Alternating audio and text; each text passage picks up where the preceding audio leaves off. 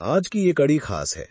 पहले बताना चाहूंगा कि ये एंटायर सीरीज प्रेरित है और आधारित है युवाल नोआ हरारी की किताब sapiens, a brief history of human kind पर। मैं उनके विचारों को हिंदी में समझाने का प्रयास कर रहा हूं, पर इसे अपनी आवाज और व्याख्या में प्रस्तुत कर रहा हूं। अब चलिए बात करते हैं उस ऐतिहासिक ताकत की जिसने सभ्यता के नाम पर दुनिया को बदला, साम्राज्यवाद। साम्राज्यवाद या एम्पीरियलिज्म वो प्रक्रिया थी जिसमें कुछ समाजों ने न सिर्फ सीमाएं बढ़ाईं, बल्कि अपनी सोच, अपनी तकनीक और अपनी व्यवस्था को दूसरे समाजों पर थोप दिया। यह सिर्फ युद्ध और विजय का मामला नहीं था, ये एक ऐसा जाल था जो आर्थिक लालच, वैज्ञानिक आत्मविश्वास और सांस्कृतिक श्रेष्ठता के विचार से बुना गया था। सोचिए, 15वीं से 20वीं सदी तक की दुनिया। यूरोपीय नौकाएं अज्ञात समुद्रों में निकलती हैं, वैज्ञानिक उपकरण ताकतवर होते हैं और पूंजीवाद के कारोबारी नए बाजार खोजने की चाह में हैं। ये मिश्रण साम्राज्यवाद के लिए आदर्श ईंधन बन गया। व्यापारियों की खोजें, राजाओं की सत्ता और चर्च या राष्ट्र की कहानियां, तीनों ने मिलकर यह विश्वास फैलाया कि दूसरे समाज विकास के लिए तैयार हैं और उन्हें सभ्य बनाया जाना चाहिए। यहां पर एक महत्वपूर्ण बात यह है कि साम्राज्यवाद ने अक्सर खुद को एक नैतिक उद्देश्य के रूप में प्रस्तुत किया, सभ्यता फैलाना, धर्म सिखाना या नागरिकता और व्यवस्था लाना। पर असलियत यह है कि इन शब्दों के पीछे आर्थिक हित और संसाधनों पर नियंत्रण का गणित था। कच्चे माल, नए बाजार और सस्ते श्रम ने यूरोपीय शक्तियों को प्रेरित किया कि वे दूर समुद्र पार करके नए इलाके अपने अधीन कर लें। हरारी की दृष्टि में साम्राज्यवाद ने वैश्विक नेटवर्क बनाए, मार्ग, बंदरगाह, युद्धपोत और अंतर्राष्ट्रीय व्यापार की एक ऐसी जाल जो पहले कभी नहीं थी। पर इस नेटवर्क का एक काला पक्ष भी था।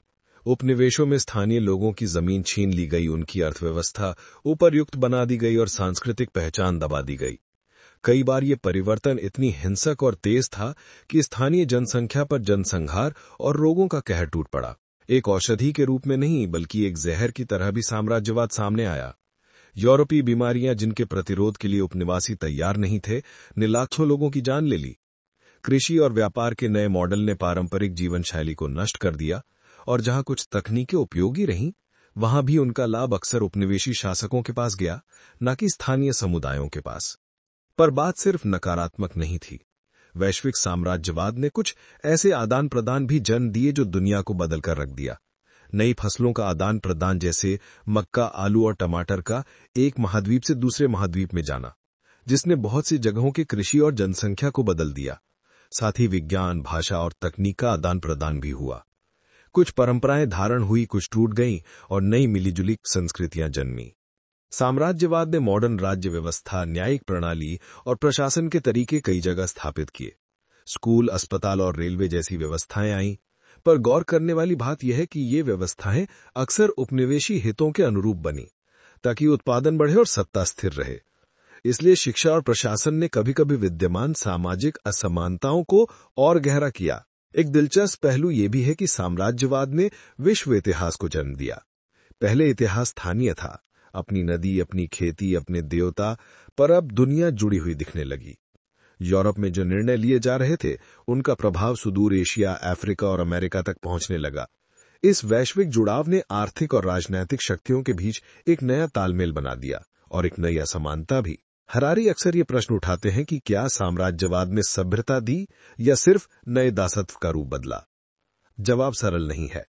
कुछ जगहों पर तकनीकी विकास और आधुनिक स्वास्थ्य सेवाओं ने जीवन प्रत्याशा बढ़ाई, तो वहीं कई जगहों पर सांस्कृतिक विनाश और आर्थिक शोषण का घाव गहरा रहा। यहां पर हमें यह भी समझना चाहिए कि साम्राज्यवाद का विरोध और प्रतिरोध भी उतना ही महत्वपूर्ण था। उपनिवेशित समाजों ने अपने तरीके से विद्रोह किया, आत्मपरिभाषा की लड़ाई लड़ी और अंततः राष्ट्रीयता और आजादी के आंदोलनों ने उपनिवेशवाद को झंझोर कर रख दिया। 20वीं सदी के मध्य तक कई राष्ट्रों ने स्वतंत्रता पाया और अपने स्वयं के रास्ते चुने। लेकिन विरासत अभी भी जिंदा है। अंतर्राष्ट्रीय अर्थव्यवस्था, भाषा, सीमाएं और वैश्विक संस्थान, इन सब में साम्राज्य का प्रभाव दिखता है। कई देशों के आर्थिक ढांचे आज भी उस उपनिवेशी व्यवस्था की छाया में काम करते हैं। इसलिए साम्राज्यवाद केवल इतिहास नहीं, यह आज की जियोपॉलिटिक्स और अर्थव्यवस्था का हिस्सा है। अब जब हम आगे देखें तो एक और सवाल उभरता है कि क्या साम्राज्यवाद के बिना आधुनिक वैश्विक दुनिया संभव थी? शायद नहीं वैसे ही, पर हो सकता है वो कम हिंसक और कम असमान होती। ये सोच हमें यह एहसास दिलाती है कि इतिहास में रास्ते चुनना हमेशा नैतिक प्रश्न भी होते हैं, ना कि सिर्फ व्यापारिक।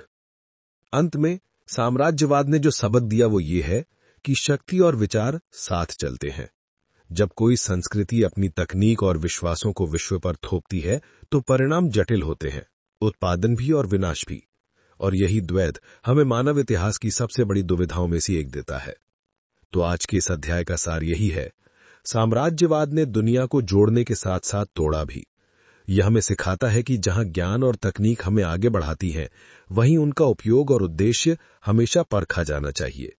आगामी एपिसोड में हम देखेंगे कि कैसे ये वैश्विक रिश्ते, पूंजीवाद, विज्ञान और साम्राज्यवाद मिलकर आधुनिक युग की नई चुनौतियां और अवसर लाए।